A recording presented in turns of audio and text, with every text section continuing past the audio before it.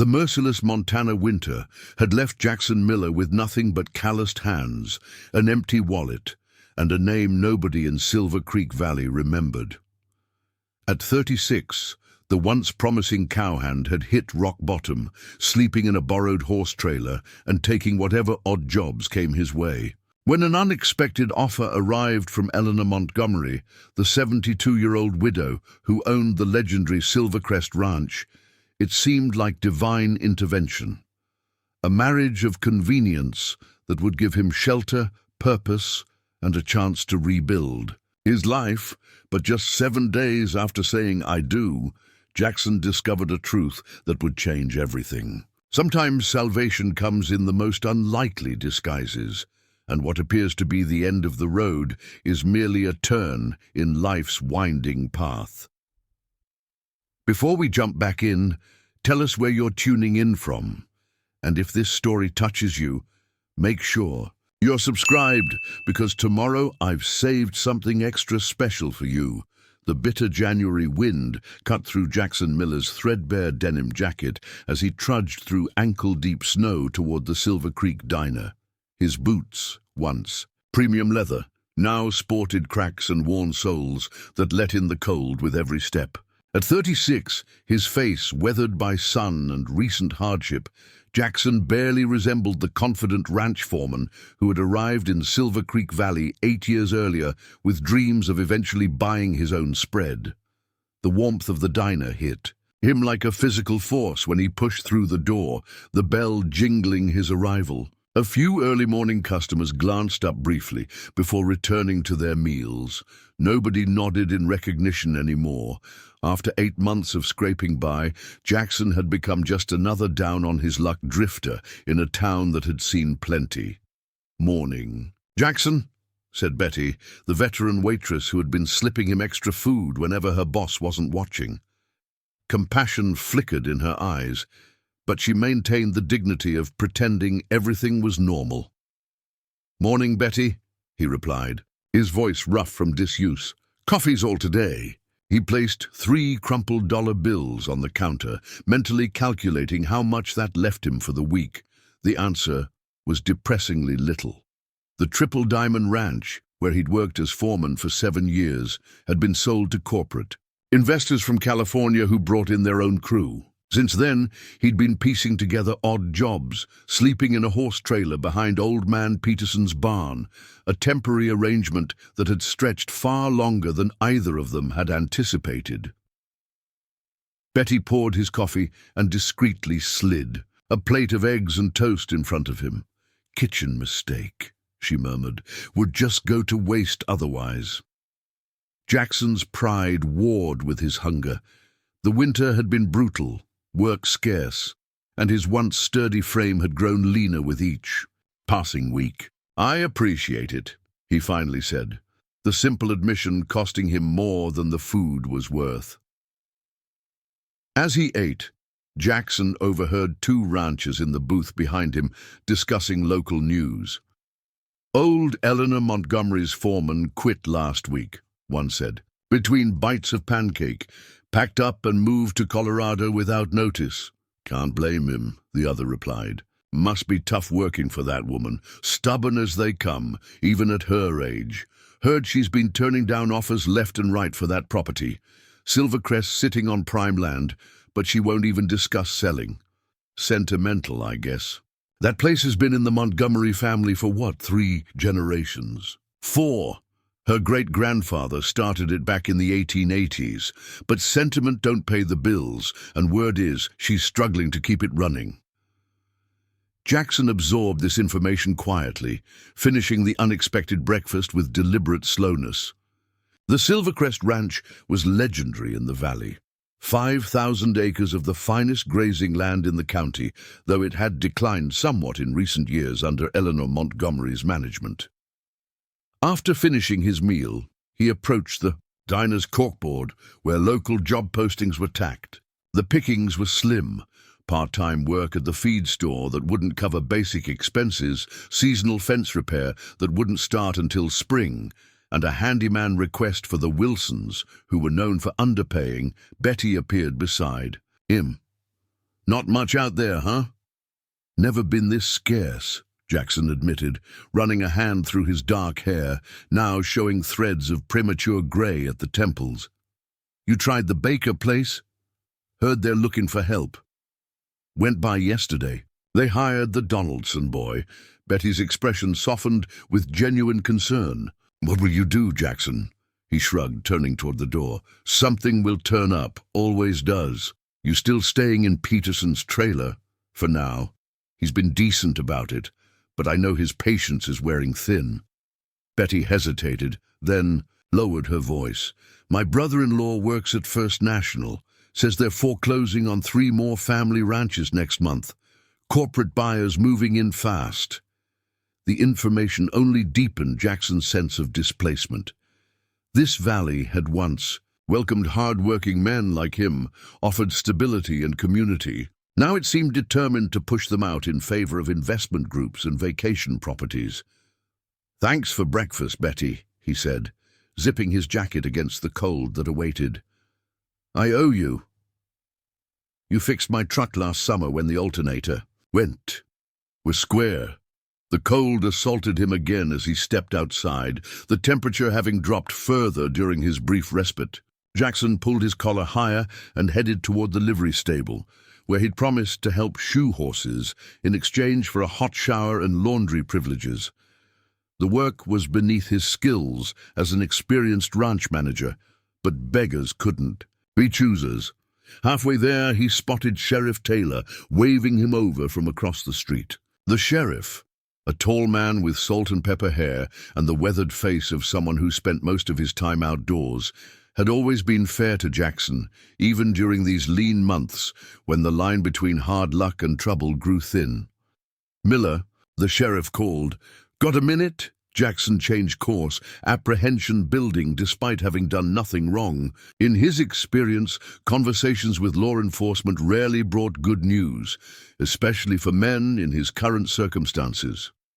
Sheriff, he greeted, keeping his tone neutral. Relax, Miller. Not here about any problem. Sheriff Taylor's breath fogged in the cold morning air. Heard you're still looking for steady work, a flicker of hope quickly suppressed. Jackson had learned the hard way not to expect too much. That's right. There's a situation over at Silvercrest that might interest you, Taylor said, studying Jackson's reaction. Eleanor Montgomery's looking for a new foreman. I heard her last one left suddenly. Left is a polite way of putting it. Cleaned out the petty cash and took one of her better horses on his way out. Jackson frowned. That's low. Indeed it is. Mrs. Montgomery's in a tough spot. Running that place alone at her age isn't easy.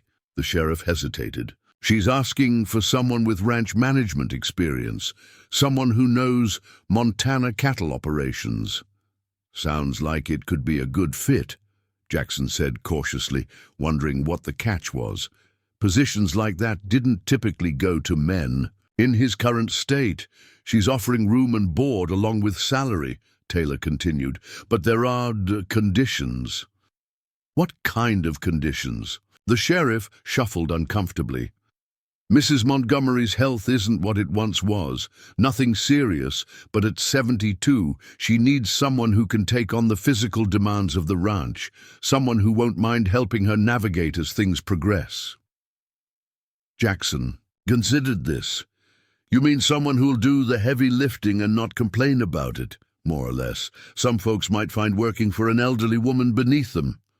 Sheriff, I've been sleeping in a horse trailer and shoveling manure for day wages. Nothing's beneath me at this point.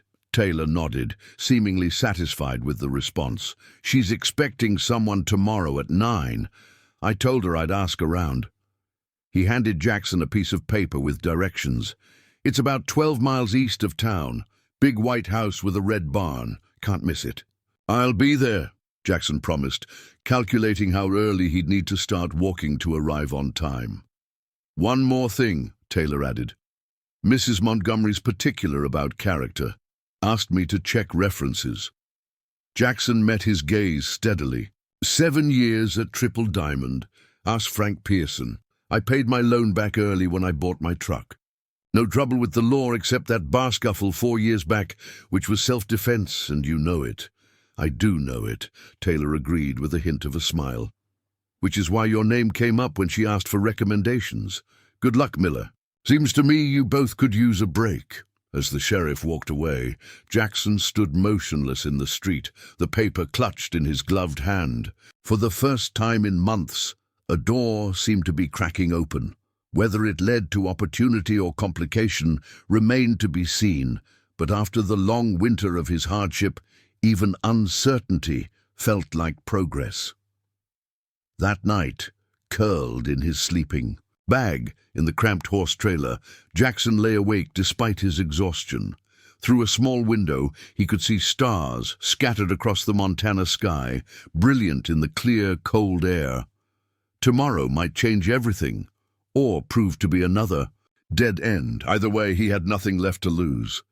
Preparing and narrating this story took us a lot of time, so if you are enjoying it, subscribe to our channel. It means a lot to us. Now back to the story. Dawn broke clear and frigid over Silver Creek Valley, the temperature hovering near zero.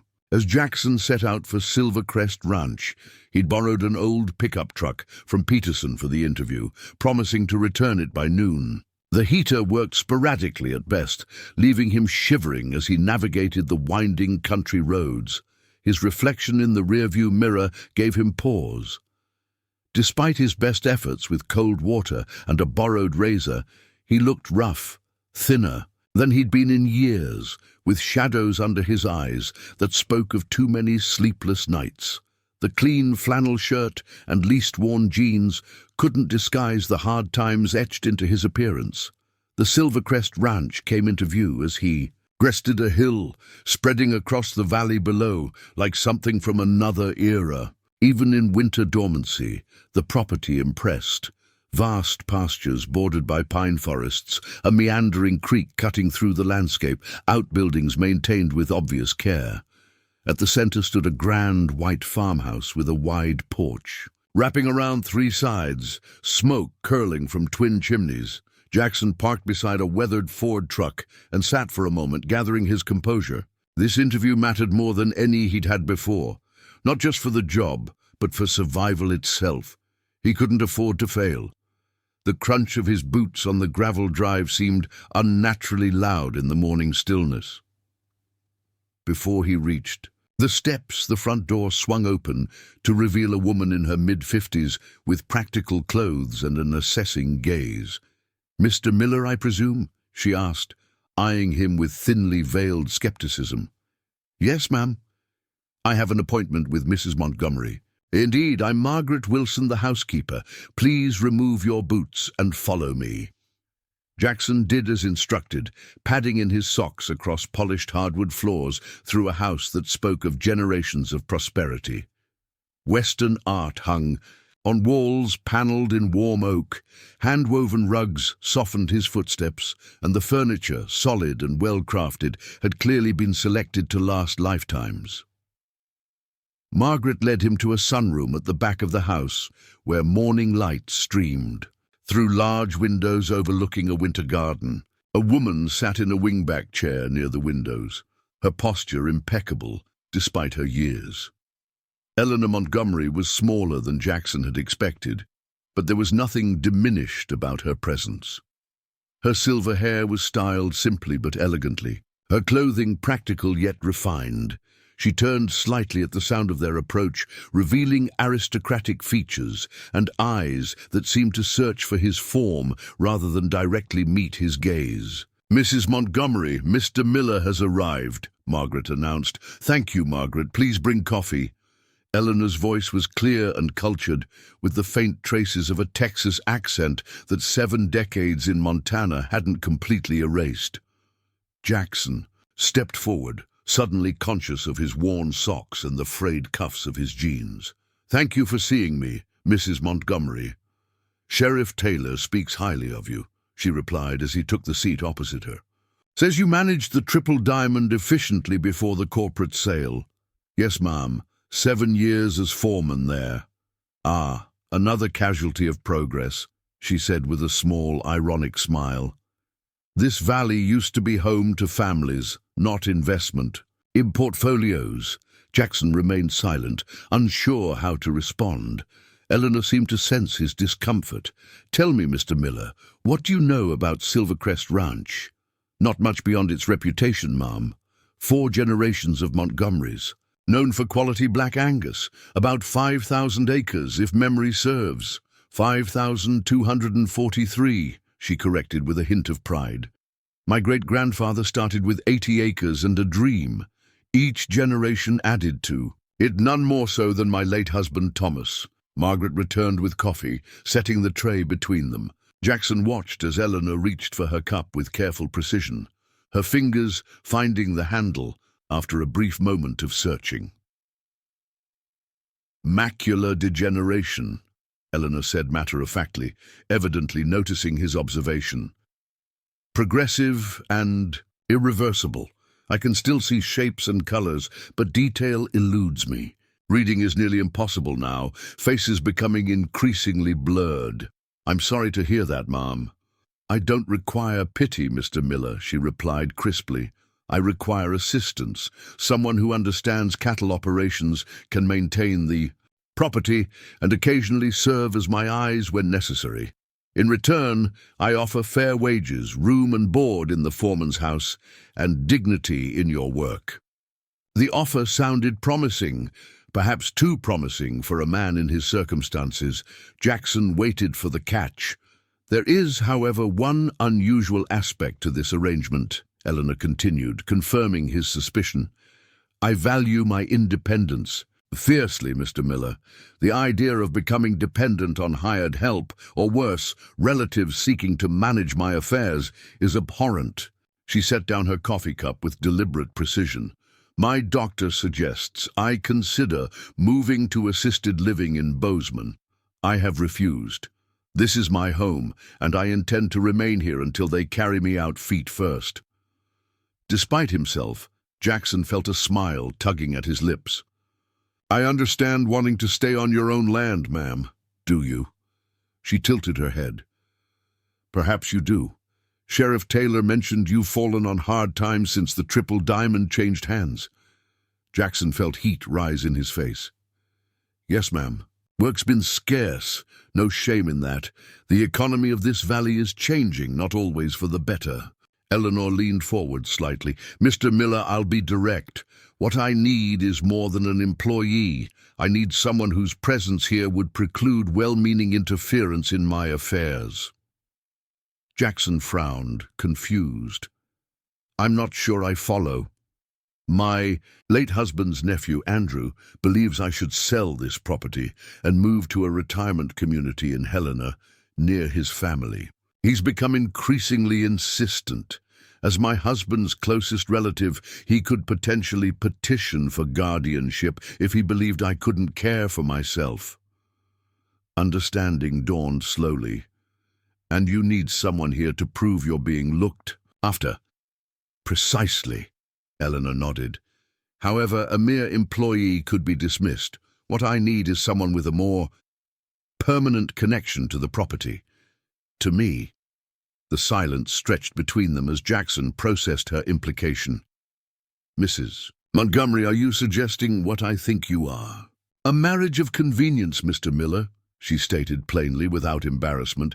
"You would gain financial security and a home. I would retain my independence and thwart Andrew's well-intentioned meddling." Jackson sat back, stunned. "Ma'am, with all due respect, we've only just met." "Indeed, and I'm proposing a business arrangement, not a romance." Eleanor's tone was practical. "I'm 72 years old, Mr. Miller. I have no illusions about what this would be. Separate residences, mutual respect, and clearly defined responsibilities. In return for your help and the protection your presence provides, you would eventually inherit this property upon my death." The enormity of the proposition left Jackson speechless. To go from nearly homeless to married to one of the wealthiest landowners in the county and eventual owner of a historic ranch in the span of a single conversation was beyond comprehension. "I understand this is unexpected," Eleanor continued. Take time to consider. The position as foreman is yours, regardless of your decision about my other proposal. Jackson gathered his thoughts. Why me? You don't know anything about me. I know more than you might think. A small smile played at her lips. Sheriff Taylor vetted several candidates before suggesting you. Your former employer at Triple Diamond spoke highly of your work ethic and integrity. You've never been married, have no children, and maintain no vices that might complicate matters. Jackson shifted uncomfortably, unsettled by how thoroughly she'd investigated him. Rest assured, Mr. Miller. I've also had my physician confirm I'm of sound mind. Eleanor's tone held a hint of amusement. This proposal may be unconventional, but it's not the product of senility. I don't know what to say, Mrs. Montgomery. Say you'll consider it. In the meantime, Margaret will show you the foreman's house. Should you accept the position, you can move in immediately. Jackson nodded slowly. I'll consider it. And yes, I'd be grateful for the position, regardless. Excellent. Eleanor rang. A small bell, summoning Margaret. Show Mr. Miller to the foreman's house, then the stables. He'll be taking over operations. As Jackson followed Margaret out, he glanced back at Eleanor Montgomery. Despite her failing eyesight, she projected an aura of control and self-possession that commanded respect. Whatever he decided about her extraordinary proposal, he couldn't help but admire her determination to remain mistress of her own fate. The foreman's house exceeded Jackson's expectations. Though modest in size, it was solidly built with 2 bedrooms, a comfortable living area with a stone fireplace and a kitchen that had been recently updated. After 8 months in a horse trailer, it seemed like unimaginable luxury. Mr. Montgomery built this place in the 1970s, Margaret explained, as they walked through. The previous foreman wasn't married, so the second bedroom was used as an office. From the house, they continued to the stables, a substantial structure housing 12 stalls, 8 of which were occupied by horses of various ages and breeding. The facilities were well maintained, if showing signs of needing attention in places where the previous foreman had cut corners. The cattle operation is primarily Black Angus, Margaret continued, leading him to a large barn. Around 400 head at present, though it was closer to 700 in Mr. Montgomery's day. Jackson nodded, mentally calculating what it would take to restore the ranch to its former productivity. Despite the challenges evident in the operation, he could see the solid foundation remained. With proper management, Silvercrest could thrive again. Mrs. Montgomery expects daily reports, Margaret said, indicating a desk in the office attached to the barn. She may not see well, but her mind is sharp as ever. Don't make the mistake of thinking otherwise. Understood, Jackson replied, already assessing potential improvements with a professional eye. This was work he knew, work he respected. After the tour, Margaret led him back to the main house, where Eleanor waited in her study. A large leather-bound ledger opened before her, a magnifying glass in hand. "The accommodations meet your approval?" she asked as he entered. "More than meets it. It's very generous." "Not generosity, Mr. Miller. Fair compensation for skilled work." She closed the ledger. "Have you had further thoughts on my proposal?" Jackson took a deep breath. "It's a lot to process, ma'am, sis. The job offer alone is life-changing for me right now." Eleanor nodded. "Take 3 days. By then you'll have settled into the routine here and can make an informed decision." She extended her hand, surprisingly strong when he took it. "Welcome to Silvercrest, Mr. Miller." That night, alone in the foreman's house, with a full stomach and warm surroundings for the first time in months, Jackson lay awake, considering Eleanor Montgomery's extraordinary offer. The practical benefits were undeniable: security, purpose, and eventually property of his own. The moral implications were less clear. Was it taking advantage of an elderly woman's vulnerability, or merely a practical arrangement that benefited them both? Over the next 2 days, Jackson threw himself into work, finding satisfaction in the routine of caring for the land and animals that responded to his attention. The cattle were in decent condition, but needed better management. The horses, Eleanor's particular pride, were magnificent, but had been neglected in small ways that bothered his professional sensibilities. Each evening, he joined Eleanor for dinner, in the formal dining room of the main house, their conversations revealing a sharp mind and wry sense of humor that surprised him. She spoke knowledgeably about cattle markets, breeding lines, and ranch management, occasionally referencing articles she could no longer read but had Margaret review for her daily. The southwestern pastures need rotation, Jackson mentioned, during their second dinner. The grass is overgrazed there. Thomas always said the same, Eleanor nodded. He had a 5-year rotation plan that my previous foreman abandoned. You'll find the maps in the office safe if they're of any use. They would be. Your husband sounds like he knew his business. Thomas Montgomery was born to the land, she said with quiet pride. Took what his father and grandfather built and tripled it through smart management and timely acquisitions. Had a natural sense for which properties would pay off. By the 3rd day, Jackson's decision had crystallized.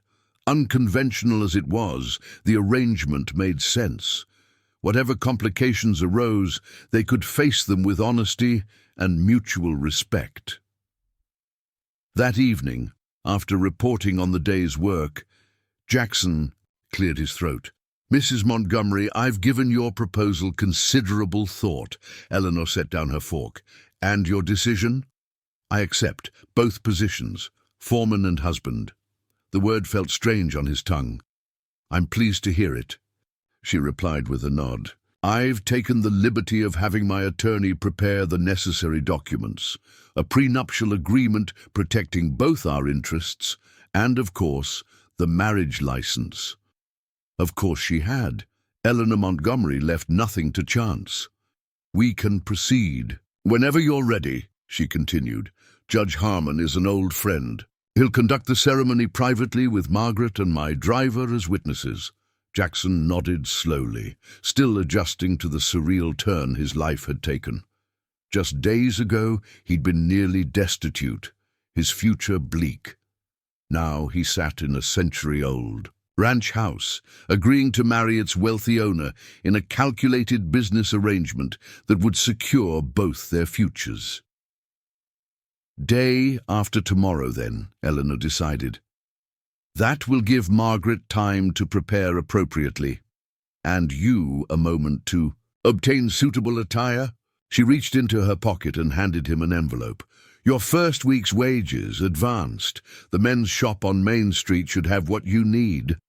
As Jackson accepted the envelope, their fingers brushed. Despite the clinical nature of their arrangement, he felt an unexpected moment of connection, 2 isolated souls forming an alliance against their respective vulnerabilities. Thank you, Mrs. Montgomery, he said, then amended, Eleanor. You're welcome, Jackson, she replied, his name sounding dignified in her cultured accent. I believe this arrangement will serve us both well. The morning of the wedding arrived. Clear and cold, sunlight glinting off fresh snow that had fallen overnight. Jackson stood before the mirror in the foreman's house, barely recognizing the man who stared back at him. The new clothes Eleanor had financed, a charcoal suit tailored hastily by the shopkeeper in town, transformed him from weathered cowhand to something resembling a gentleman. He ran a finger around the collar of his new shirt, still stiff with sizing. The entire situation felt surreal, like a peculiar dream from which he might wake at any moment to find himself back in Peterson's horse trailer. A knock at the door interrupted his thoughts. Margaret stood outside, her usual stern expression softened slightly. Mrs. Montgomery requests your presence in the main house, Mr. Miller. Judge Harmon will arrive at 11. Thank you, Margaret. I'll be there shortly. After the housekeeper, Jackson removed a small wooden box from his duffel bag, one of the few possessions he'd brought from his previous lodgings. Inside was his mother's wedding band, a simple gold circle that had somehow survived his years of financial hardship when so many other family heirlooms had been sold for necessities. He'd mentioned the ring to Eleanor the previous evening, offering it as a symbol of their arrangement. She had accepted with grace, understanding its significance without requiring romantic sentiment neither of them felt. At precisely 10:30, Jackson walked the path to the main house, snow crunching beneath his polished boots. He found Eleanor in the library, a room that smelled of leather and old paper, with floor-to-ceiling bookshelves and a massive oak desk where a small stack of documents awaited. "Good morning, Jackson," she greeted, turning at the sound of his footsteps. Her eyes searched for his figure, finding only his general outline in her diminished vision. "Good morning, Eleanor," he replied, still feeling strange using her first name. "You look quite handsome," she said. He wasn't sure how she could tell, but the compliment seemed genuine.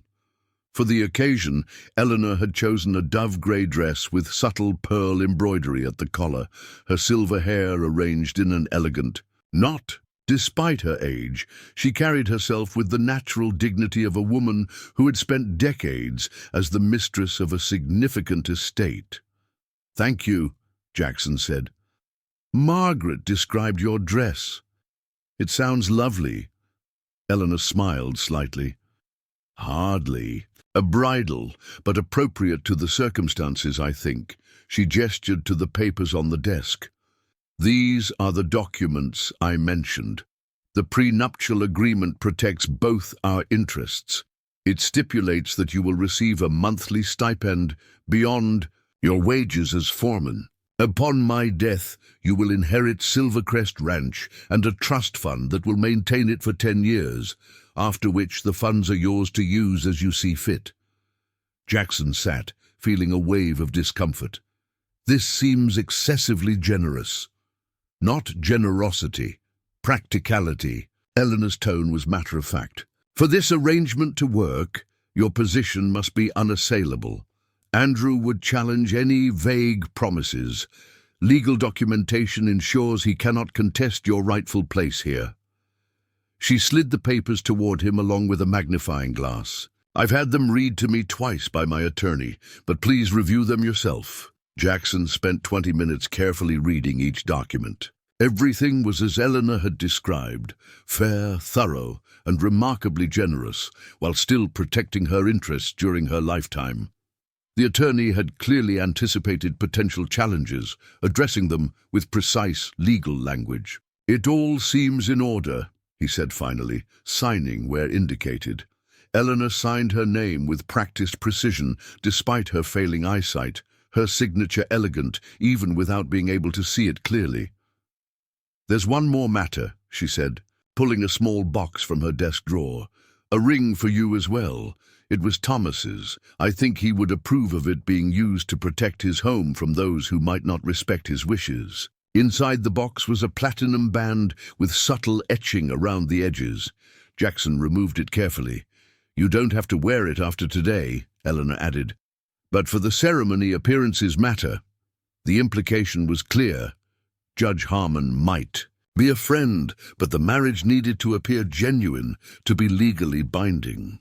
A discreet knock announced Margaret. "Judge Harmon has arrived, ma'am." The ceremony took place in the sunroom, where they had first met, winter sunlight streaming through the glass. Judge Harmon, a contemporary of Eleanor's with a shock of white hair and bushy eyebrows, conducted the proceedings with dignified efficiency. "Do you, Eleanor Catherine Montgomery, take this man to be your lawfully wedded husband, to have and to hold from this day forward, until death do you part?" "I do," Eleanor replied clearly. "And do you, Jackson Thomas Miller, take this woman to be your lawfully wedded wife, to have and to hold from this day forward, until death do you part?" Jackson hesitated only briefly, the surreal nature of the moment washing over him. "I do." By the power vested in me by the state of Montana, I now pronounce you husband and wife." There was no kiss, merely a formal handshake that seemed appropriate for their arrangement. Judge Harmon didn't seem perturbed by the business-like atmosphere, suggesting he understood more about the situation than was explicitly stated. After signing the marriage certificate and sharing a celebratory glass of champagne, the judge departed with a knowing nod to Eleanor. "Congratulations to you both. Andrew will be surprised." Once they were alone, save for Margaret, who had retreated to the kitchen to prepare lunch, an awkward silence fell between the newly married couple. "Well," Eleanor said finally, "that's done. Now comes the more challenging part, making this arrangement work day to day." Jackson nodded, then remembered she couldn't see the gesture clearly. "Yes, I suppose we should discuss practical matters." Indeed. Eleanor moved to a comfortable chair by the window, gesturing for him to join her. "Your duties as foreman remain as discussed. The ranch, property maintenance, and accompanying me when I require assistance outside the house. Margaret will continue to manage household affairs." "And our public presentation?" Jackson asked. "Pinewood Valley thrives on gossip. Our marriage will be discussed, analyzed, and eventually accepted as one of convenience. I see no need to pretend romantic attachment, merely mutual respect and partnership." "And your nephew, Andrew?" Eleanor's expression hardened slightly. "He arrives tomorrow. I sent a telegram this morning informing him of our marriage." "His response?" "Predictably concerned," she said dryly. "Both concerned and angry, I imagine. Andrew believes he knows what's best for me, and this development directly contradicts his plans." Jackson considered this. "How would you like me to approach him?" "With courtesy, but firmness. You are my husband and the future owner of Silvercrest. He is a visitor in our home." The phrase "our home" hung in the air between them, both acknowledging its legal truth and practical fiction. The rest of the day passed in an oddly domestic normality. Jackson tended to the cattle and horses, finding comfort in the familiar routine. Dinner was served in the formal dining room, their conversation gradually becoming more natural as they discovered shared interests in local history and the future of ranching in Montana. That night, Jackson returned to the foreman's house, now his official residence despite the marriage. As he prepared for bed, he caught himself absently twisting the platinum band on his finger, a tangible reminder of the day's extraordinary events. Just a week ago, he'd been one missed meal away from true destitution. Now, he was legally married to one of the wealthiest women in the county, with a comfortable home, meaningful work, and financial security. The arrangement was unusual, even bizarre by conventional standards, but he couldn't deny its practical benefits for both parties. With that thought, he drifted into the most peaceful sleep he'd had in months. The following day brought the first test of their new arrangement. Andrew Montgomery arrived shortly before noon, his sleek BMW looking out of place among the ranch vehicles. From his first glimpse, Jackson understood why Eleanor was wary of her nephew's intentions. Everything about the man, from his tailored suit to his manicured nails, spoke of a life far removed from ranching. Andrew was in his late 40s, with an athletic build maintained by expensive gym memberships rather than physical labor. His resemblance to old photos Jackson had seen of Thomas Montgomery was striking, though Andrew lacked the genuine warmth evident in the ranch patriarch's images. "Aunt Eleanor," Andrew called as he strode into the main house without knocking. "What is the meaning of this telegram? Married? You can't be serious." Jackson, who had been reviewing cattle records with Eleanor in the study, felt her stiffen beside him. "Andrew," she greeted coolly, "I see you've received my news. Allow me to introduce my husband, Jackson Miller." Andrew's eyes narrowed as they flicked from Jackson to his aunt. "Husband? This is absurd, Aunt Eleanor. A ranch hand you've known for what, a few days?" You can't possibly expect me to believe this is anything but a transparent attempt to circumvent my concerns about your well-being. I expect you to respect my decisions in my own home, Andrew. Eleanor's voice was steel wrapped in silk. My eyesight is failing, not my mental faculties. So I'm supposed to believe this is a love match, Andrew scoffed, his gaze raking over Jackson with undisguised contempt. A man half your age with nothing to his name suddenly marries a wealthy widow. How convenient for him. Jackson kept his expression neutral, though anger simmered beneath the surface. Mr. Montgomery, I understand your concern for your aunt's welfare, but I'll ask that you speak to her with the respect she deserves. The respect she deserves, Andrew repeated incredulously. I've been trying to ensure she receives proper care for months, while she stubbornly refuses to acknowledge her deteriorating condition. Then suddenly you appear, and within days you're married. Forgive me if I question your motives.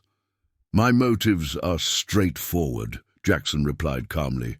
Eleanor needed assistance managing Silvercrest Ranch, particularly with the cattle. I needed employment. Our arrangement benefits us both. An arrangement that conveniently includes marriage and, I assume, inheritance rights. Eleanor tapped her cane sharply on the floor. Enough, Andrew. My marriage to Jackson is legal and binding. My will remains my business. You've expressed your concerns. Now I suggest you either join us for lunch with civility or return to Helena. Andrew looked between them, his face flushed with frustration. This isn't over, Aunt Eleanor. I have a responsibility to protect you, even from yourself. If necessary, your concern is noted, Eleanor replied coolly. Now, will you be staying for lunch? After a tense moment, Andrew nodded curtly. Yes, I'd like to get better acquainted with my new uncle. The lunch that followed ranked among the most uncomfortable meals of Jackson's life. Andrew probed his background with the precision of a prosecutor, scrutinizing every answer for inconsistencies. Eleanor intervened occasionally when the questioning became overtly hostile, but largely allowed Jackson to handle the situation himself, a test he suspected of his ability to manage conflict. And before Triple Diamond, where did you work? Andrew asked, cutting precisely into his roast beef. Various ranches, mostly in Montana and Wyoming. I started as a hand at 16 after my parents died. No formal education then. Finished. High school by correspondence while working. Took some business courses at the community college in Bozeman when I could afford it. Andrew raised an eyebrow.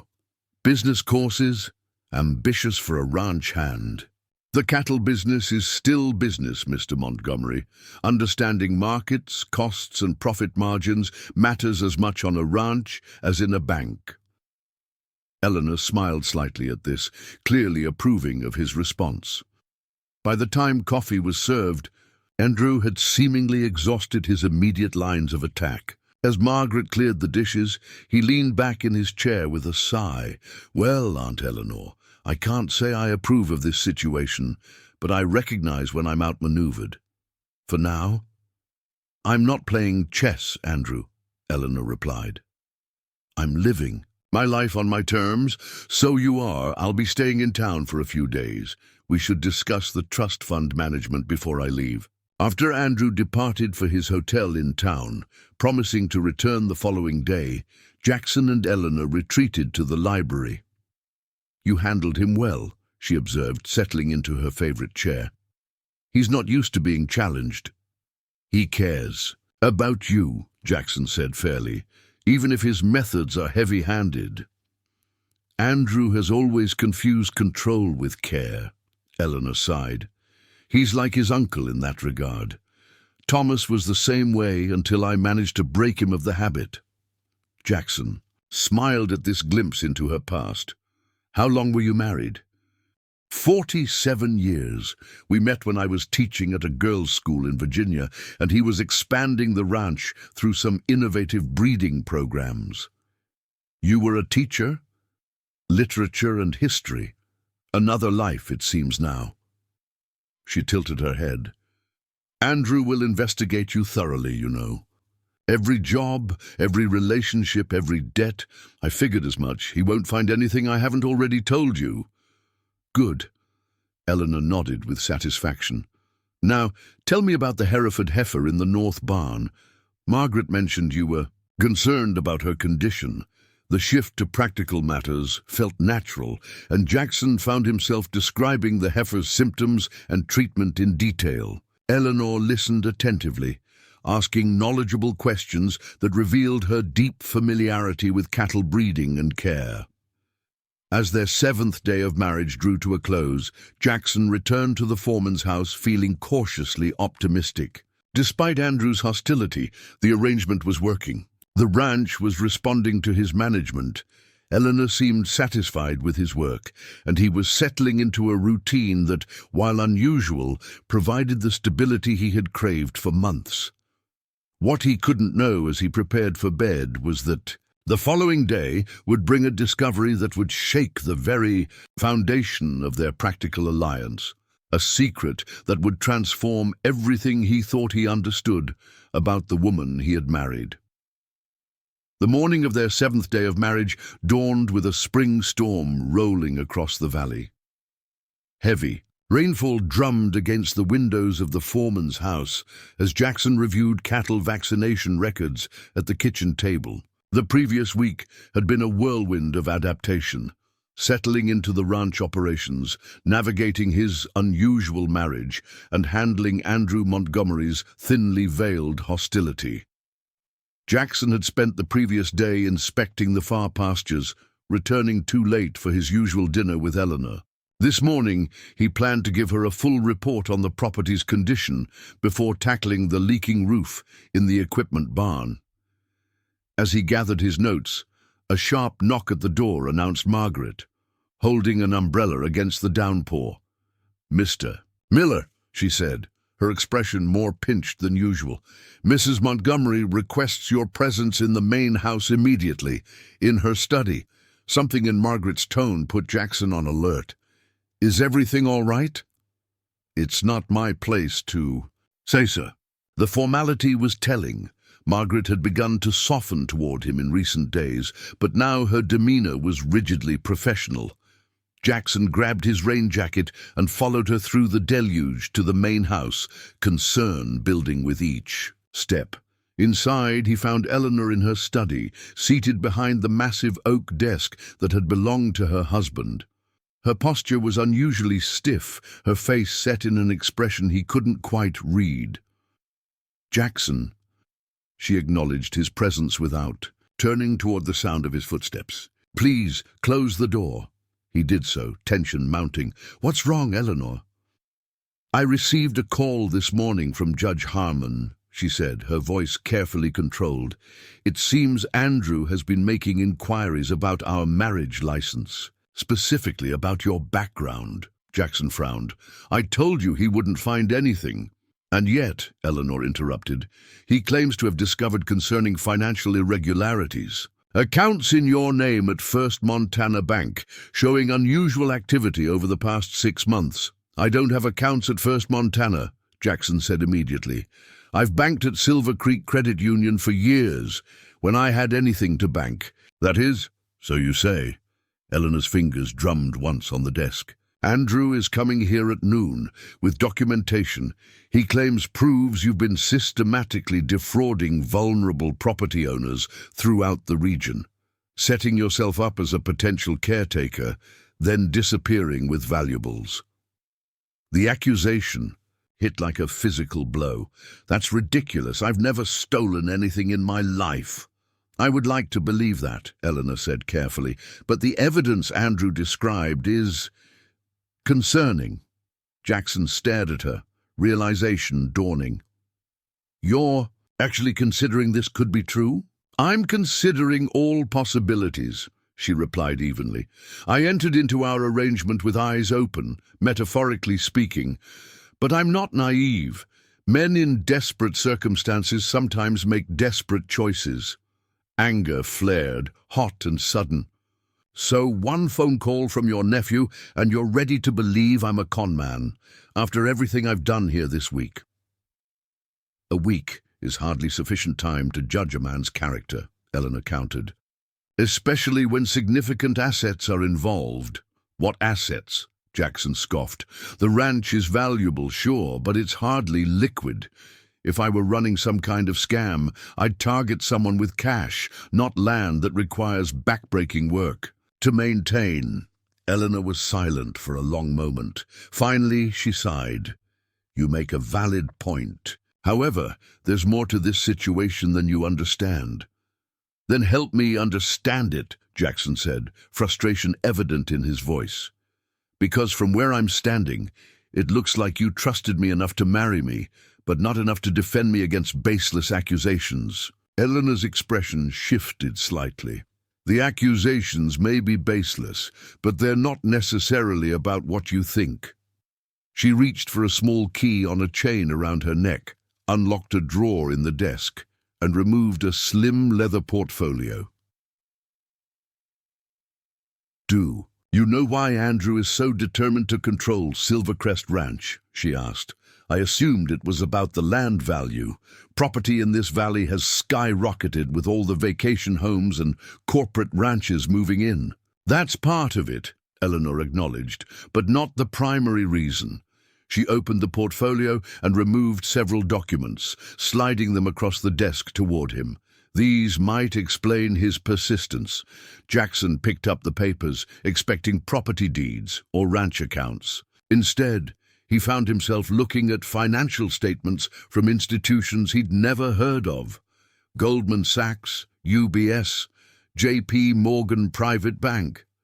The names meant little to him, but the numbers beside them stopped his breath.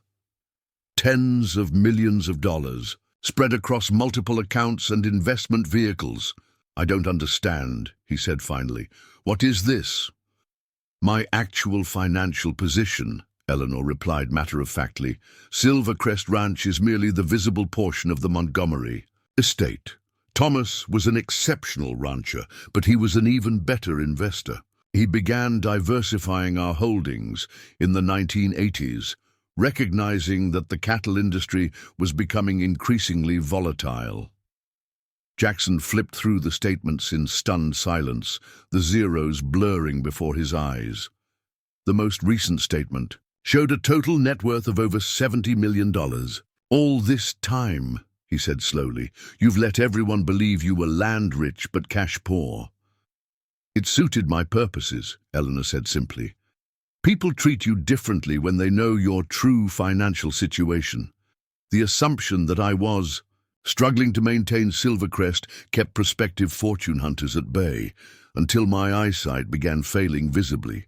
Does Andrew know about this?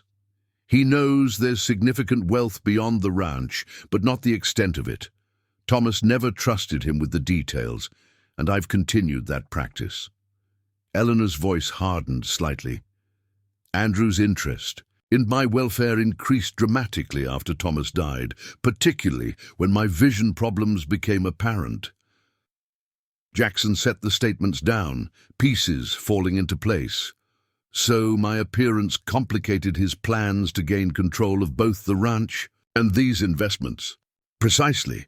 A convenient foreman he could pressure me to dismiss was one thing.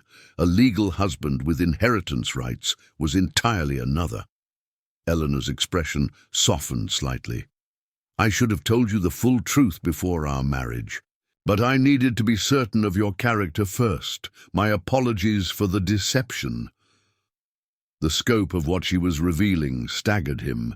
Jackson had married Eleanor believing he would eventually inherit a struggling historic ranch worth perhaps $2 or $3 million. Instead, he had unknowingly gained potential rights to a fortune that would make him one of the wealthiest men in Montana. This changes everything, he said, gesturing to the documents. Does it? Eleanor asked, her tone suggesting genuine curiosity rather than challenge. How so? Jackson struggled to articulate the sudden shift in his perspective. Our arrangement was based on mutual benefit. You needed help with the ranch and protection from Andrew's interference. I needed stability and work, I understood. But this, he indicated the portfolio, creates an imbalance I never agreed to. An imbalance in whose favor? Eleanor asked, a slight smile playing at her lips. In mine, obviously, Jackson replied, confused by her apparent amusement. The compensation is completely disproportionate to my contribution.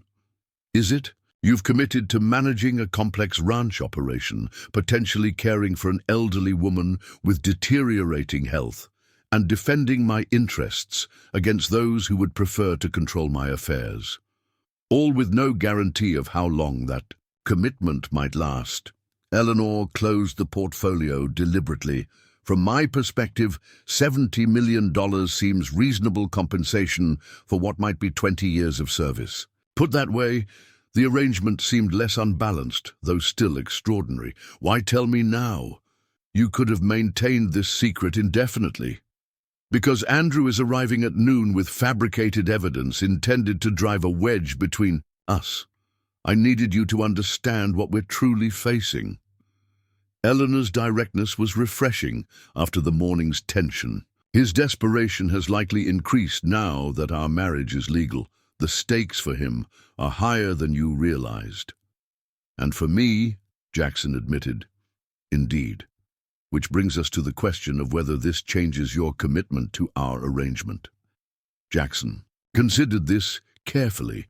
The revelation of Eleanor's true wealth certainly altered the context of their marriage, but did it change the fundamental agreement? He had committed to protecting her independence and managing her property in exchange for security and eventual inheritance. The scale had changed dramatically, but the principle remained the same. No, he said finally, it doesn't change my commitment, but it does change how we need to handle Andrew. How so? He's not just trying to protect you from a potential fortune. Hunter, he's actively creating false evidence to discredit me. Jackson's expression hardened. That crosses a line. If he's willing to forge financial records, what else might he do? Eleanor nodded, seemingly satisfied with his response. My thoughts exactly, which is why I've taken certain precautions. She reached for the telephone on her desk. It's time. We leveled the playing field.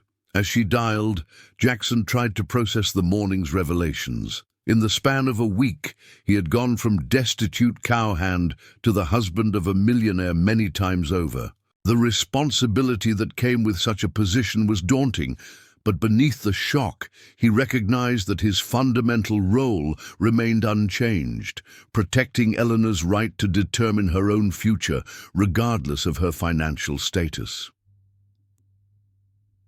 The woman who had appeared to be merely a land-rich widow, struggling to maintain her independence, was, in reality, one of the wealthiest individuals in the state. And for reasons he still didn't fully understand, she had chosen him as her protector, partner, and heir. When Eleanor hung up the phone, her expression was resolute. Sheriff Taylor will be joining us when Andrew arrives. I believe it's time. My nephew understood the consequences of fabricating evidence. Jackson realized then that he had underestimated Eleanor Montgomery just as thoroughly as her nephew had.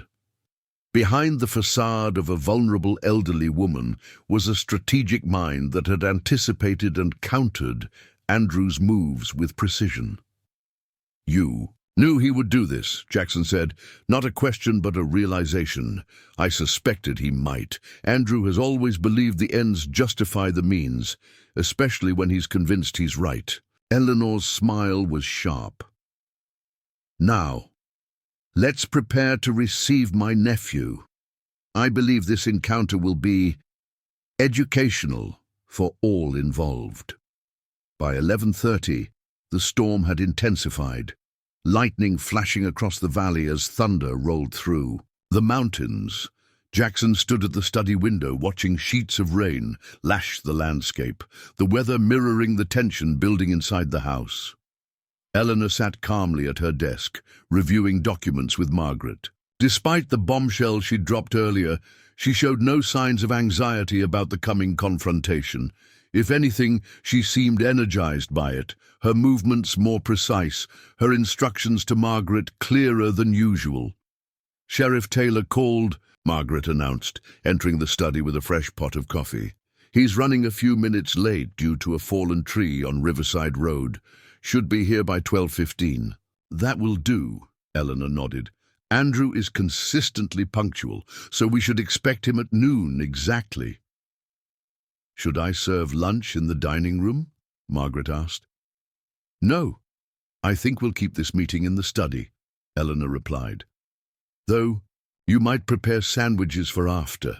I suspect this will be draining for everyone involved. As Margaret departed, Jackson moved from the window to stand beside Eleanor's desk. What exactly is your plan here? To establish truth unequivocally, she replied, closing the folder before her. Andrew needs to understand that fabricating evidence is not merely unethical, but potentially criminal. And after that, he's still your family. Something softened in Eleanor's expression. Yes, he is. Despite his flaws, Andrew is Thomas's blood. I have no desire to destroy him, merely to correct his course. Jackson nodded, appreciating her measured approach. I'll follow your lead. At precisely noon, they heard the crunch of tires on the gravel drive. Minutes later, Margaret showed Andrew into the study, accompanied by a distinguished man in his 60s, carrying a leather briefcase. Both were slightly damp, despite the umbrella Margaret had provided from the porch. Aunt Eleanor, Andrew began, then stopped short when he noticed Jackson standing beside her desk. His expression hardened. I see you've brought your husband to this discussion. Of course, Eleanor replied evenly. The allegations concern him directly. Indeed they do. Andrew gestured to his companion. This is Harrison Wells, my attorney. Given the sensitive nature of what we're about to discuss, I thought legal counsel appropriate. How thoughtful, Eleanor said dryly, though you might have extended me the same courtesy of advance notice. Wells stepped forward, his manner professionally detached. Mrs. Montgomery Miller, we have information regarding your husband's background that raises serious concerns about his intentions in this marriage. So Andrew indicated by phone this morning, Eleanor replied. I understand you have documentation. We do. Wells opened his briefcase and removed a folder, which he placed on the desk before Eleanor. Bank records indicating systematic fraud across 3 counties over the past 18 months. Mr. Miller has established a pattern of insinuating himself with vulnerable property owners, gaining their trust, and then absconding with valuable assets. Jackson maintained his composure, though anger simmered beneath the surface. The allegations were absurd, but cleverly crafted, difficult to disprove immediately and damaging, even if ultimately shown to be false. Eleanor opened the folder, pretending to examine documents she could barely see. These appear to be account statements from First Montana Bank in the name of Jackson T. Miller. Correct, Andrew confirmed, unable to hide his satisfaction. Substantial deposits corresponding with reported thefts from elderly residents in Paradise Valley, Gallatin County, and here in Silver Creek. Interesting, Eleanor said, her tone neutral. And what prompted your investigation into my husband's financial affairs? Concern for your welfare, Aunt Eleanor. Your hasty marriage to a man with no verifiable assets raised obvious red flags. Eleanor nodded thoughtfully. I appreciate your diligence, Andrew. Such thorough investigation must have required significant resources. Your well-being is worth the effort, Andrew replied smoothly. Indeed. Eleanor closed the folder, which makes it particularly troubling that these records are complete fabrications. Andrew's confident expression faltered slightly. I assure you they're authenticated bank statements. They cannot be, Eleanor interrupted, because Jackson Miller has never maintained accounts at First Montana Bank, a fact that Sheriff Taylor is currently confirming with the bank president, who happens to be an old friend of your uncle's. As if on cue, they heard the front door open and close, followed by heavy footsteps in the hallway. Sheriff Taylor appeared in the doorway, his uniform dark with rain, his expression grim. Mrs. Montgomery, he greeted with a nod. I've spoken with Robert Jenkins at First Montana as requested. He confirms that no accounts exist or have ever existed under the name Jackson Miller, Jackson T. Miller, or any variation thereof. Andrew's face flushed. That's impossible. We have the statements right here. Forged statements, Sheriff Taylor said bluntly. Rather poorly, according to Jenkins. The routing numbers don't even match First Montana's actual sequence. Wells shifted uncomfortably, glancing sideways at his client. Mr. Montgomery, you assured me these documents came from legitimate sources.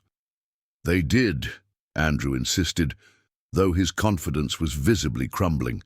My investigator obtained them, directly from bank records. Your investigator, Eleanor said softly, appears to have fabricated evidence. A serious offense, as I'm sure Mr. Wells can confirm. The attorney carefully closed his briefcase. If you'll excuse me, I need a moment to confer with my client privately. Of course, Eleanor gestured to the adjoining sitting room. Please use that space. As they left, Sheriff Taylor turned to Eleanor and Jackson. Jenkins is preparing a formal statement confirming no such accounts exist. He's quite disturbed by the forgery of his institution's documents. As he should. Ubi, Eleanor nodded. Thank you, Jim. I appreciate your quick response. Glad to help, Eleanor, though I admit I'm curious why someone would go to such lengths to discredit your husband. Eleanor smiled slightly. Perhaps we should ask Andrew, directly when he returns. They didn't have to wait long. Within minutes, Andrew reappeared alone, his expression a complex mixture of defiance and alarm. Mr. Wells has departed to consult with his office, he announced stiffly. He feels this situation requires additional legal consideration. I imagine it does, Eleanor agreed, particularly regarding the potential criminal implications of document forgery. Andrew's jaw tightened. Aunt Eleanor, whatever you may think of my methods, my concerns about this marriage are legitimate. This man, he gestured dismissively, toward Jackson, appeared out of nowhere and within days secured a legal claim to our family legacy. Any reasonable person would question his motives. His motives were clearly stated from the beginning, Eleanor replied. Employment and stability in exchange for assistance with the ranch and respect for my independence. A fair arrangement for both parties. Fair? Andrew scoffed. He's positioned himself to inherit everything Thomas built, everything that should remain in the family. Eleanor's expression sharpened. By family, you mean yourself, of course. Who else is there? I'm Thomas's only blood relative, and I was his wife for 47 years, Eleanor countered. Silvercrest belongs to me, not the Montgomery bloodline, a distinction Thomas made explicitly clear in his will. Sheriff Taylor cleared his throat. Perhaps I should step outside while you discuss family matters. No need, Jim, Eleanor said. In fact, your presence as a witness might be valuable for what comes next. She turned back to her nephew. Andrew, it's time we address the real issue here, which is your persistent belief that I'm incapable of managing my own affairs due to my visual impairment, combined with your assumption that Silvercrest represents the bulk of my assets. Andrew frowned. What are you talking about? Eleanor opened the leather portfolio she had shown Jackson earlier, removing a single document, which she handed to the sheriff. Jim, would you mind reading this statement aloud? My eyes aren't what they once were. Taylor scanned the paper, eyebrows rising slightly, before reading, Combined Investment Portfolio Summary for Eleanor C. Montgomery. Total liquid assets as of March 1st, $72,465,312. The color drained from Andrew's face. That's not possible. Thomas was an exceptional businessman, Eleanor said calmly. While you were pursuing your MBA and assuming the ranch was our only significant holding, he was building a diversified investment portfolio that has continued to grow under my management. You never said anything, Andrew whispered, shock evident in his voice. All these years. Why would I? You demonstrated no interest in the ranch operations or in learning from your uncle while he was alive. You made it clear you considered ranching beneath your professional aspirations.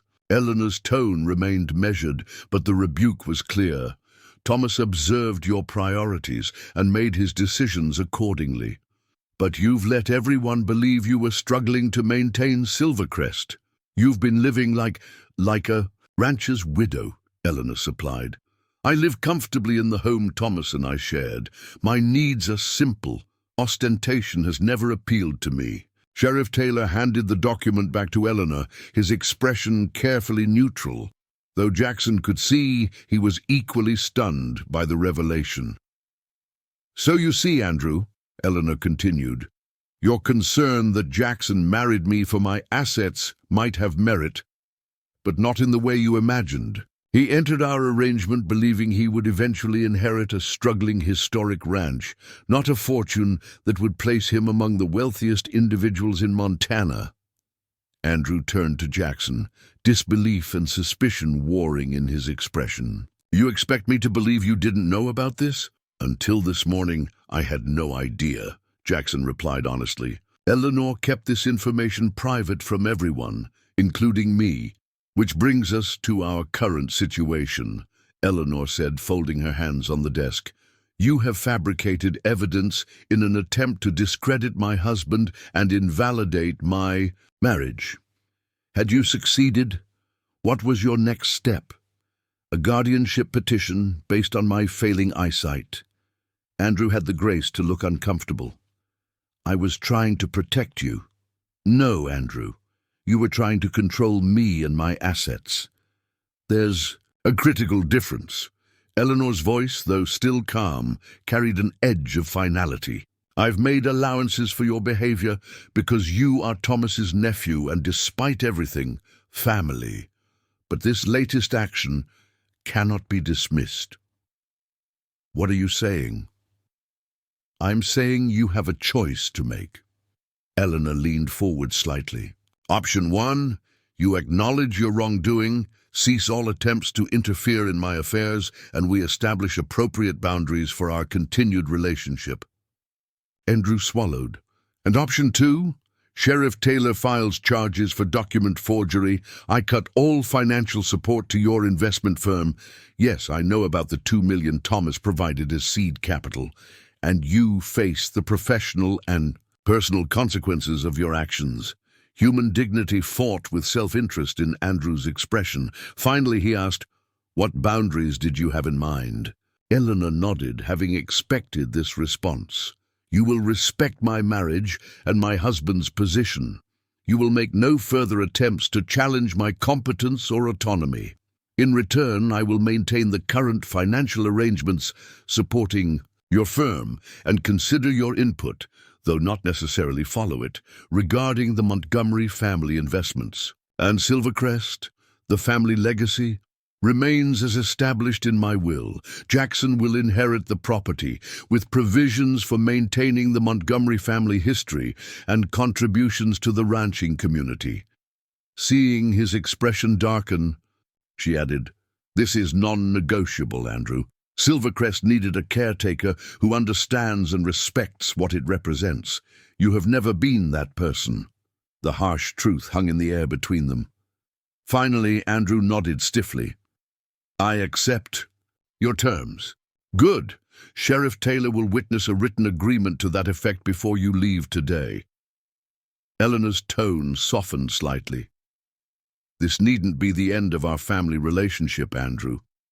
Merely a reset on healthier terms.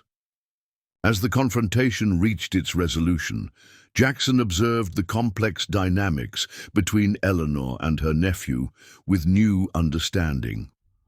What had initially appeared to be a simple case of an overbearing relative concerned about an elderly aunt had revealed itself as a sophisticated power struggle over a fortune few people knew existed. And at the center of it all was Eleanor Montgomery. Now, Eleanor Montgomery Miller, a woman whose strategic mind and quiet strength had orchestrated events with remarkable precision, protecting both her independence and her wealth from those who would control it. The woman Jackson had married was far more complex than she had first appeared, raising the question of what other surprises might await in their unusual alliance. After Sheriff Taylor and Andrew departed, the latter with a signed agreement and a considerably humbled demeanor, the main house fell into an uneasy quiet. The storm had passed, leaving behind a washed landscape of glistening fields and mud-slicked roads. Jackson stood on the front porch, watching the last of the rain clouds drift toward the eastern mountains. His mind struggled to process the day's revelations. The woman he had married for shelter and stability was, in reality, one of Montana's secret millionaires. The modest ranch operation he had agreed to manage was merely the visible portion of an empire that extended far beyond Silver Creek Valley. "Penny for your thoughts," Eleanor's voice came from behind him. She had stepped onto the porch so quietly he hadn't heard the door. "Not sure they're worth that much," he replied with a wry smile. "Still trying to make sense of everything." Eleanor moved to stand beside him at the railing, her cane tapping lightly on the wooden planks. "I imagine it's a lot to absorb." "That's putting it mildly." Jackson turned to face her. "Why didn't you tell me from the beginning about the investments, the full extent of what I was agreeing to?" She considered his question carefully before answering. "Necessity created our arrangement, Jackson. Your desperation for employment, my need for protection from Andrew's interference. I needed to be certain your character was genuine before revealing the true stakes, so it was a test." "Call it prudent caution," Eleanor replied. $70 million changes how people behave, reveals aspects of character that might otherwise remain hidden. I needed to know who you were when you believed you were simply managing a struggling ranch." Jackson couldn't argue with her logic, though the manipulation stung. "And are you satisfied with what you've learned?" "More than satisfied," she said with unexpected warmth. "You've shown integrity under pressure, competence in your work, and respect for my autonomy. When confronted with evidence that might have caused many men to flee, you stood firm. When presented with the truth about my wealth, you questioned the imbalance rather than celebrating your good fortune." Put that way, he supposed the deception made a certain sense. Still, questions lingered. "There's one thing I don't understand. With that kind of money, you could have hired the best legal team in the country to protect your interests against Andrew. Why resort to marriage at all?" Eleanor smiled faintly. "Legal teams can be circumvented, especially with medical testimony about cognitive decline. Guardianship cases are complex and often favor family members, particularly when the individual in question has documented health issues. Marriage, however, creates a legal relationship that supersedes even blood ties in many circumstances. So I'm essentially a human shield, a partner," Eleanor corrected gently, "one whose interests now align with mine through mutual benefit, the most reliable arrangement possible." Jackson shook his head, marveling at her strategic thinking. "You've considered every angle, haven't you?" "I've had to," she said simply. "Women of my generation learned early that protection requires forethought, especially regarding assets and autonomy." They stood in companionable silence for a moment, watching the sun break through the clouds, casting golden light across the rain-soaked valley. "What happens now?" Jackson finally asked. "Now," Eleanor said, "we adjust our arrangement to reflect these new realities. The basic framework remains. You manage Silvercrest and provide companionship. I maintain my independence and secure your future. But certain aspects require modification, such as, for one, your stipend should reflect your actual responsibilities. Managing a $70 million estate, even indirectly, deserves appropriate compensation." Jackson frowned. "I don't need more money, Eleanor. The current arrangement is more than generous." "Perhaps, but it's important you establish your own Financial identity separate from the inheritance. For protection, she added when he looked puzzled. Should anything happen to me before the terms of our agreement are fulfilled, you'll need resources of your own. The practicality of her thinking was impressive, if somewhat cold-blooded. You really do plan for every contingency. Someone has to, she replied with a hint of amusement. We should also discuss your involvement in the investment portfolio. Nothing immediately, but gradually increasing your understanding of how it's structured and managed. I don't know anything about investments beyond basic ranch accounting. You can learn. I did after Thomas died. It's not mystical knowledge, merely careful attention and good advisors. Eleanor turned toward the door. Come, let's continue this discussion inside. Margaret has prepared lunch and we have much to organize. Over sandwiches in the kitchen, Eleanor preferred informal meals when it was just the two of them. They began mapping out a modified version of their arrangement. Jackson would continue his primary focus on restoring Silvercrest to peak operation, but would also begin monthly meetings with Eleanor's financial team in Bozeman. His stipend would increase, with the additional funds placed in investment accounts, under his sole control. There's also the matter of your living arrangements, Eleanor said, as Margaret cleared their plates. The foreman's house makes sense publicly, but it's unnecessarily distant for effective communication about ranch operations. What are you suggesting? The east wing of the main house has a private suite, originally built for Thomas's parents. It has its own entrance and facilities, but easier access to the study and my quarters when needed. Eleanor's tone remained practical. It would be more efficient. Jackson considered the proposal. The arrangement had always been for separate residences despite their marriage, a boundary that had felt appropriate given the circumstances. But the practical advantages she outlined were valid. If you think it would be more efficient, he agreed. Cautiously, I do. Margaret will prepare the rooms tomorrow. Eleanor folded her napkin precisely. Now, about the spring carving operation. I've been considering your suggestion to bring in additional temporary hands. The conversation shifted to ranch matters, familiar territory where Jackson felt more confident. Yet beneath the discussion of cattle and pasture rotation, he sensed a subtle shift in their dynamic. The revelation of Eleanor's true financial position had changed something fundamental between them, though he couldn't quite identify what.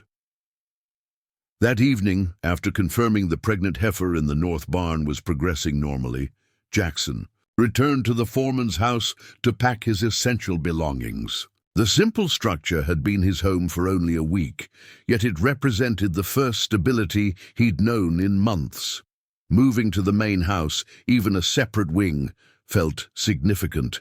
A step further into the unusual life he had agreed to, as he folded clothes into his old duffel bag. The telephone rang, a rare occurrence since few people had the number. He answered cautiously. Jackson Miller speaking. Mr. Miller. The voice was male, professional, unfamiliar. This is Harold Winters with First Montana Bank. I understand there was some confusion today regarding accounts supposedly held at our institution. Jackson tensed. Yes, that's right. Sheriff Taylor contacted our president about the matter. I'm calling to formally confirm that no accounts exist or have ever existed under your name at our institution, and that the documents presented to Mrs. Montgomery Miller were fraudulent. I appreciate the confirmation, Mr. Winters. Additionally, the banker continued, our security team is investigating how our letterhead and forms were obtained for this deception. We take fraud extremely seriously. I understand. Thank you for the update. After hanging up, Jackson sat on the edge of the bed, turning the conversation over in his mind. The fact that the bank had followed up personally suggested Eleanor's influence extended further than he had realized. Connections with bank presidents, immediate response from law enforcement. These were the invisible benefits of wealth and social position that had been invisible to him until now. The woman he had married was not merely a determined widow fighting to maintain her independence, but a power player in Montana's financial circles who commanded respect with a single phone call. The realization was both intimidating and strangely reassuring. Eleanor Montgomery Miller was more than capable of protecting her interests, which now, by extension, included him. The following morning brought clear skies and the first real warmth of spring. Jackson rose early to check the herd before meeting, with the veterinarian scheduled to vaccinate the new calves. By the time he returned to the main house mid-morning, Margaret had already begun preparing the East Wing suite. "Mrs. Montgomery is in the study with Mr. Caldwell," she informed him as he removed his muddy boots at the back door. "She asked that you join them when you return." "Mr. Caldwell?" "Her financial advisor from Bozeman. Monthly portfolio review." Jackson nodded, suddenly understanding why Eleanor had emphasized the need for him to learn about the investments. These meetings had been occurring regularly without his knowledge, a separate dimension of estate management he'd been unaware of. He found them in the study, Eleanor seated behind the desk, while a distinguished man in his 60s, with silver hair and wire-rimmed glasses, occupied the visitor's chair. Multiple folders and statements were spread across the desktop. "Ah, Jackson," Eleanor greeted him. "Perfect timing. Harold was just reviewing the first quarter performance. Harold Caldwell, Jackson Miller." Caldwell stood to shake Jackson's hand, his grip firm, his assessment obvious. "A pleasure to meet you, Mr. Miller. Eleanor has explained your unique arrangement." "Has she?" Jackson glanced at Eleanor, wondering exactly what had been shared. "Harold has been managing Thomas's investments for 30 years, Eleanor explained. "He's one of the few people who knows the full extent of our holdings. His discretion is absolute." "As it must be," Caldwell agreed, resuming his seat. "Montana's wealthiest prefer to remain anonymous, particularly those from ranching backgrounds. Ostentation invites unnecessary complications. Jackson will be joining our monthly reviews going forward," Eleanor informed him. "He needs to understand how the portfolio is structured, the investment philosophy, risk allocations, everything." If Caldwell was surprised by this development, he didn't show it. "Of course. Shall we begin with the broad overview?"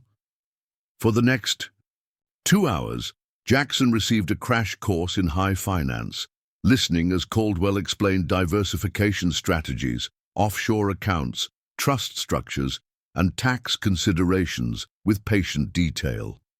Eleanor occasionally interjected to clarify a point or question a recommendation, demonstrating a sophisticated understanding that belied her rural lifestyle. By noon, Jackson's head was swimming with unfamiliar terminology and concepts, yet he had absorbed enough to grasp the basic framework.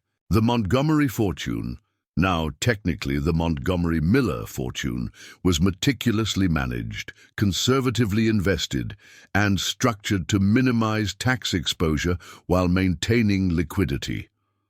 When Caldwell finally departed, promising to send educational materials for Jackson's review, Eleanor smiled at her husband's overwhelmed expression. "Don't worry," she said. "It took me years to fully understand all of this. You don't need to absorb everything at once."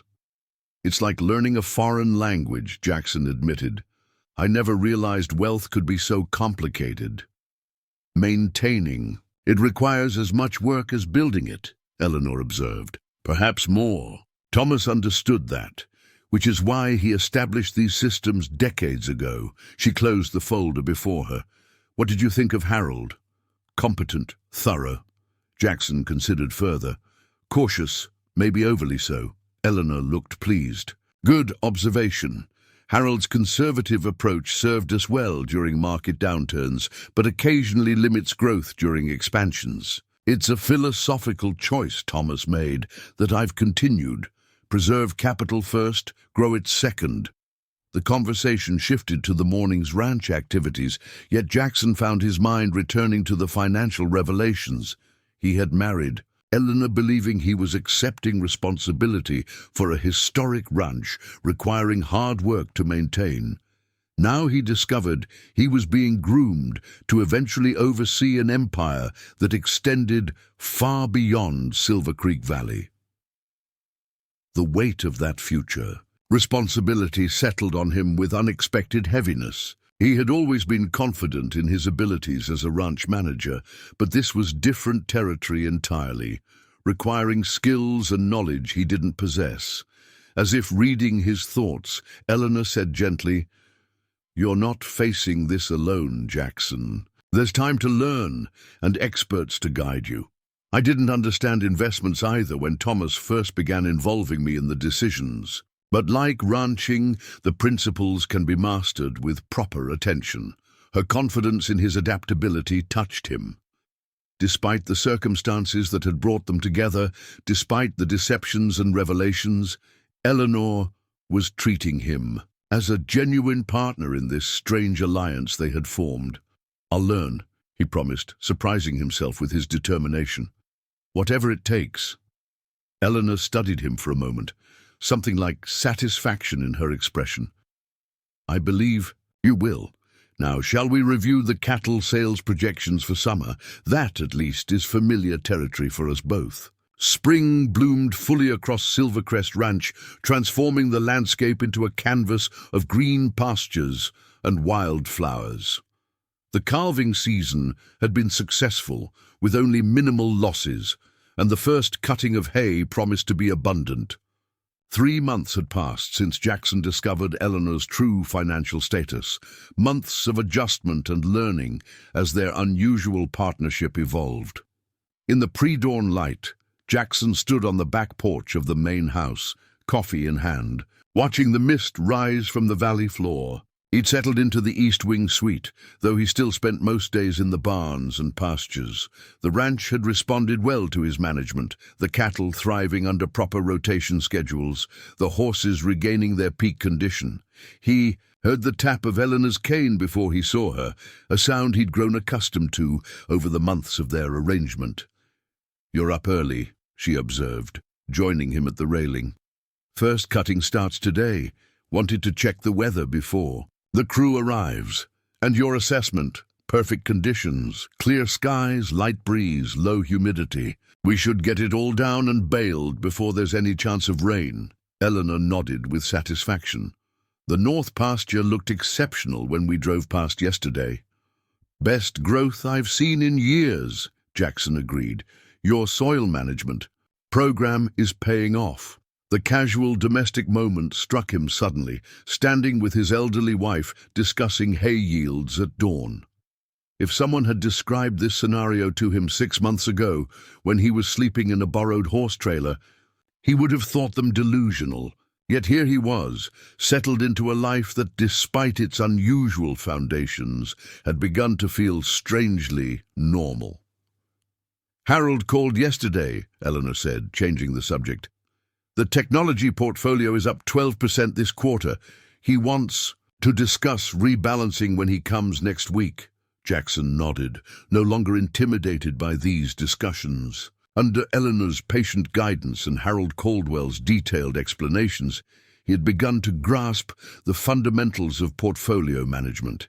He still had much to learn, but the foreign landscape of high finance was becoming gradually more navigable. "I've been reviewing his recommendations," he said. "The shift toward renewable energy makes sense, but I wonder if we're moving too cautiously." Eleanor smiled slightly. "You're beginning to sound like Thomas.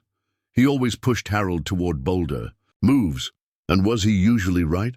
Often enough that Harold learned to listen, even when he disagreed." Eleanor sipped her coffee. "It's a good balance.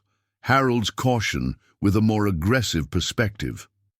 The compliment, indirect as it was, warmed Jackson more than he expected. Eleanor was sparing with praise, making it valuable when offered. "Margaret's preparing breakfast," she continued. "Join me before you head out to the fields?" "Of course." Their shared meals had become a comfortable routine, a time for ranch updates and business discussions that occasionally drifted into more personal territories. Jackson had learned more about Eleanor's life during these conversations, her teaching, career before marriage, her gradual integration into the ranching business, her decades-long partnership with Thomas that had evolved from a traditional marriage into a true business alliance. Over eggs and coffee, Eleanor mentioned the upcoming visit from Andrew and his family. They'll arrive Friday afternoon, staying through Sunday. Emily is bringing the children. Since their confrontation 3 months earlier, Andrew had maintained a careful distance, communicating primarily about investment matters through formal channels. This would be his first visit to Silvercrest since learning of Jackson's knowledge about the Montgomery fortune. "How do you want to handle it?" Jackson asked. "Cordially, but vigilantly," Eleanor replied.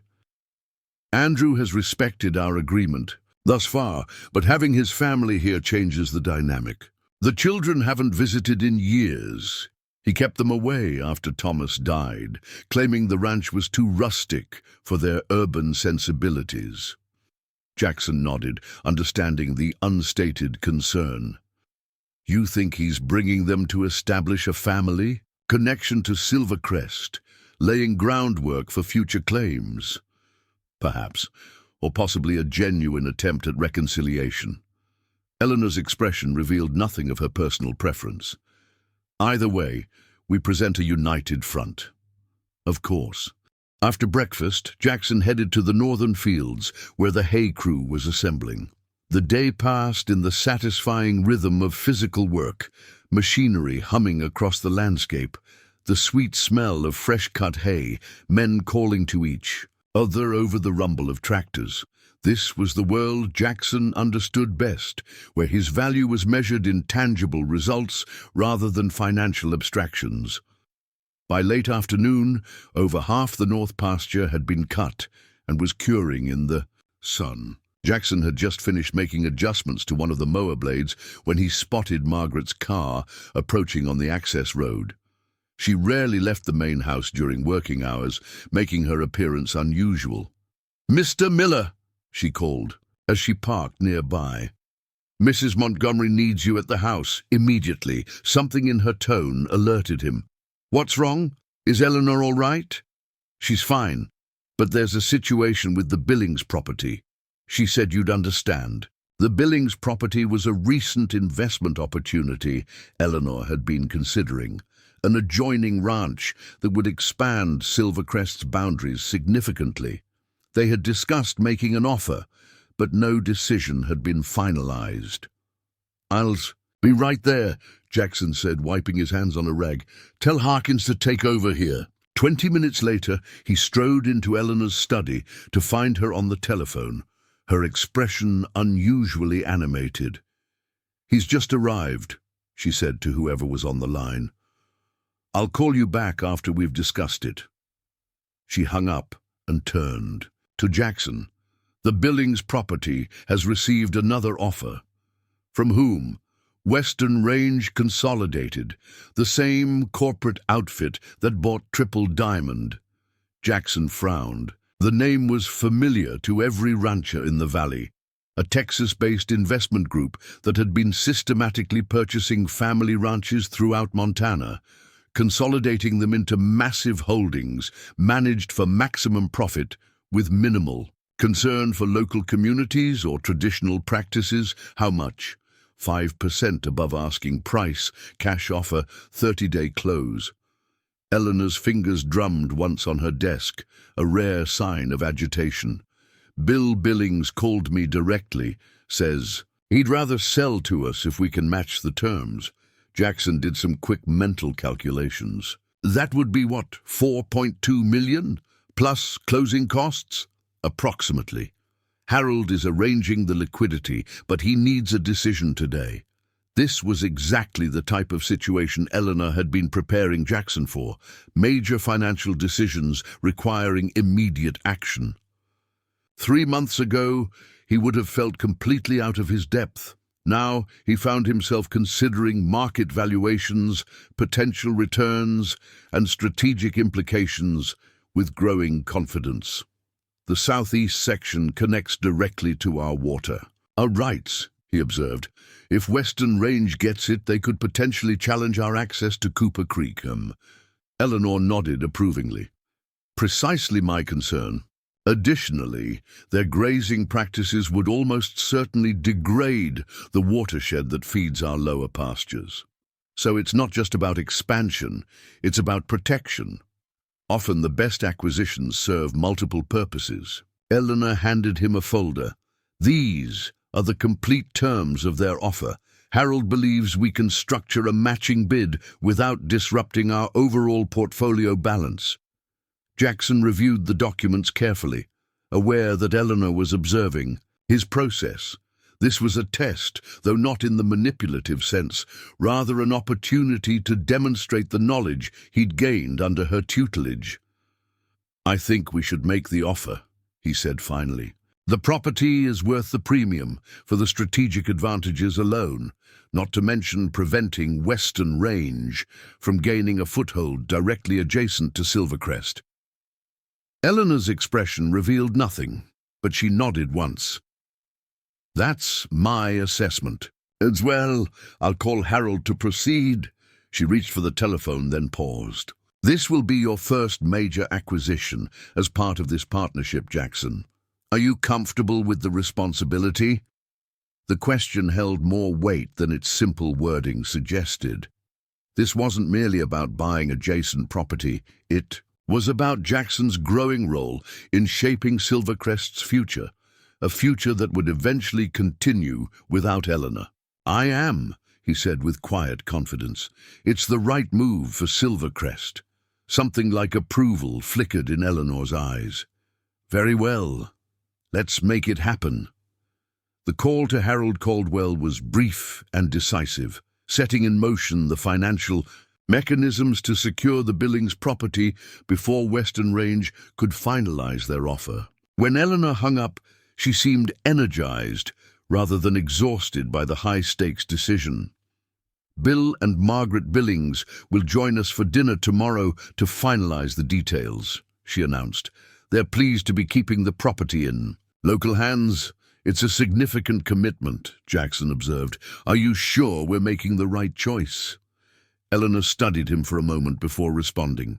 "Do you know what Thomas said to me when we purchased the eastern section back in 1978? We're not buying this land for ourselves, Eleanor. We're holding it in trust for the future." He understood that ranches like Silvercrest aren't merely businesses, they're legacies. And now that legacy will include the Billings place. "Indeed." Eleanor rose from her desk with deliberate grace. "I think this occasion calls for something special. There's a bottle of Thomas's favorite bourbon in the cabinet. Would you mind?" Jackson retrieved the dusty bottle and 2 glasses. As he poured, he realized this was the first time Eleanor had suggested sharing a drink beyond the occasional wine with dinner. Another small but significant shift in their evolving relationship. "To Silvercrest's future," Eleanor said, raising her glass. "To Silvercrest," Jackson echoed, the bourbon burning pleasantly as he sipped.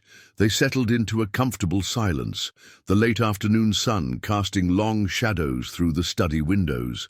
After a moment, Eleanor spoke again, her tone more reflective.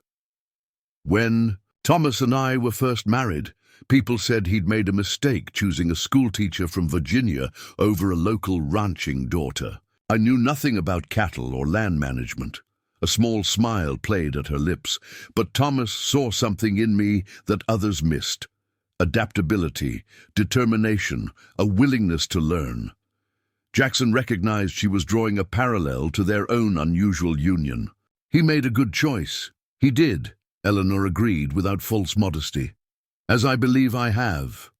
The simple statement caught Jackson off guard. Despite their months of working together, Eleanor rarely expressed personal approval so directly. "I hope to prove you right," he said honestly. "You already have, in many respects. Eleanor set down her glass, "which is why I've decided it's time for the final disclosure." Jackson tensed slightly. "There's more I don't know?" "One significant matter." Eleanor's expression became serious. "My health." A cold knot formed in Jackson's stomach. Throughout their arrangement, Eleanor had been remarkably vital for her age, showing no signs of serious illness despite her vision problems. The thought that she might be concealing a health crisis struck him with unexpected force. "What about your health?" he asked carefully. Eleanor reached for a folder that had been set aside on her desk, opening it to reveal medical documents. "My macular degeneration is real, but it's not my primary concern. 6 months before we met, I was diagnosed with early-stage cardiac disease. My doctors projected I might have 2 to 5 years before requiring significant intervention." The revelation landed heavily in the quiet study. "Why keep this from me?" "For the same reason I initially concealed the extent of our wealth. I needed to be certain of your character first." Eleanor's voice remained steady. "If you knew I might have a limited lifespan, it could have influenced your decision to accept our arrangement." Jackson absorbed this in silence, trying to sort through his complicated reaction. There was frustration at yet another deception, concern about her health, but also a strange hurt that she hadn't trusted him with this information sooner. "Are you receiving treatment?" he finally asked. "The best available. Monthly visits to specialists in Bozeman, medication regimens, dietary restrictions that Margaret oversees. My condition is being managed effectively, but the long-term prognosis remains uncertain. And now you're telling me because you've proven yourself worthy of full disclosure," Eleanor said simply. "Your response to learning about our financial position, your growing competence in managing both the ranch and investment decisions, your handling of Andrew's interference, all of these demonstrated integrity beyond what our arrangement strictly required." Jackson stood and moved to the window, needing physical distance to process this latest revelation. The view outside showed Silvercrest spread before him, rolling pastures, grazing cattle, the distant line of cottonwoods marking the creek. All of this would be his sooner than he had anticipated, not just as a caretaker, but as the sole owner. The realization brought no joy, only a heaviness he hadn't expected. "I'm sorry I didn't tell you sooner," Eleanor said quietly. Jackson turned back to face her. "I understand why you didn't. Our arrangement began as a transaction, not a trust." He hesitated, then added, "I just wish I'd known what we were really facing. And would it have changed your decision?" The question hung between them, forcing Jackson to examine his own motivations honestly. Would knowing about Eleanor's health condition have deterred him from accepting their arrangement? 3 months ago, perhaps. But now? "No," he said finally. "It wouldn't have changed my decision, but it might have changed how I approached these past months." "How so?" "I might have..." He struggled to articulate feelings he was just beginning to recognize. "I might have made more effort to know you as a person, not just as a business partner." Eleanor studied him with an unreadable expression. "There's still time for that, if you wish." The simple statement opened a door neither had acknowledged existed in their practical arrangement. They had built a functional partnership based on mutual benefit, but the foundation for something more meaningful had been laid through shared work, decisions, and now complete honesty. "I would like that," Jackson said. Eleanor nodded, a hint of vulnerability showing through her usual composed exterior. "As would I." She closed the medical folder decisively. "Now, shall we discuss how to announce the Billings acquisition to the community? I believe a gesture of continuity would be appropriate, perhaps maintaining their historic brand as a division of Silvercrest operations." The shift back to business matters was characteristic of Eleanor, acknowledging emotional terrain without dwelling there unnecessarily. Jackson recognized and respected the boundary, following her lead back to familiar ground. That would show respect for their heritage, he agreed. We could also maintain their seasonal grazing rotation for the first year, demonstrate that we're preserving rather than dismantling their operation. As they discussed the integration of the Billings property into Silvercrest, Jackson found himself observing Eleanor with new awareness. The formidable woman who had orchestrated their unusual marriage remained unchanged, yet his perception of her had shifted subtly. Behind her strategic mind and practical approach to their arrangement, he glimpsed something he hadn't fully appreciated before, a profound commitment to preserving not just a ranch or a fortune, but a way of life she deeply valued. And somehow, against all probability, she had chosen him to continue that legacy. The realization brought with it a sense of purpose that transcended their original agreement. What had begun as a marriage of convenience, a desperate cowhand accepting shelter from a ranch baroness, had evolved into a genuine partnership with depths neither had anticipated. As the sun set over Silvercrest Ranch, casting long shadows across the land that would one day be his alone, Jackson made a silent promise. Not to the fortune that would eventually come into his hands, but to the remarkable woman who had entrusted him with her life's work. Whatever time they had left together, whether years or months, he would honor that trust completely. Not because their contract required it, but because Eleanor Montgomery Miller deserved nothing less. The poor cowhand who had married a 72-year-old ranch baroness for shelter had indeed discovered her secret fortune. But the true revelation had nothing to do with money. It was the discovery that the most valuable inheritance wasn't measured in dollars or acres, but in purpose, legacy, and the unexpected connection formed between two unlikely allies who had found in each other exactly what they needed most. Up next, you've got two more standout stories right on your screen. If this one hit the mark, you won't want to pass these up. Just click and check them out. And don't forget to like, subscribe, and turn on the notification bell so you don't miss any upload from us.